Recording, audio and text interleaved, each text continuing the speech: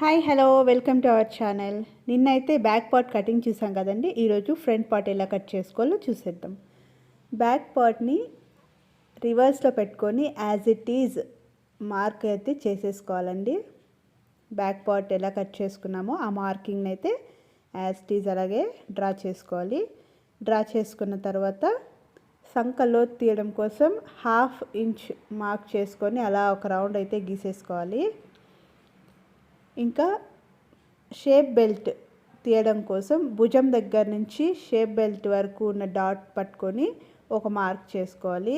ఇంకా నెక్ కోసం neck deep అయితే మార్క్ చేసుకోవాలి. ఇంకా షేప్ బెల్ట్ కోసం అయితే 4 హుక్స్ దగ్గర ఒక మార్క్ చేసుకొని షేప్ బెల్ట్ రౌండ్గా గీసేసుకోవాలండి షేప్గా. ఇంకా అంతే అండి, ఫ్రంట్ పార్ట్ మార్కింగ్ అయితే అయిపోయినట్టే. ఇంకా దానంతా నీట్గా కట్ చేసేసుకోవాలి.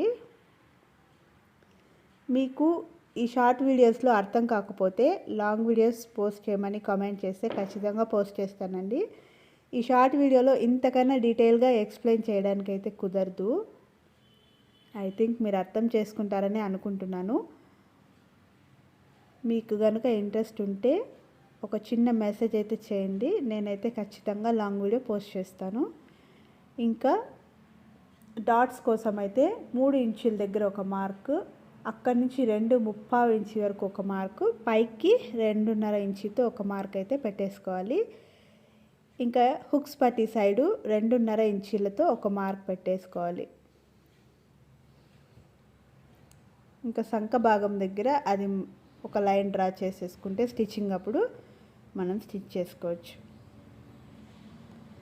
ఇంకా షేప్ బెల్ట్ అప్పుడే కట్ చేసుకున్నాం కదండి, అది 1/2 ఇంచ్ ఎక్స్ట్రా కొంచెం ఖర్చు కోసం పెట్టుకొని సేమ్ ఎలా ఉందో అలాగే కట్ చేసేసుకోవాలి. ఇదైతే పర్ఫెక్ట్గా సెట్ అయిపోతుందండి. ఇంకా మీకు ఏదైనా డౌట్స్ ఉంటే ఖచ్చితంగా కామెంట్ అయితే చేయండి. Thank you for watching.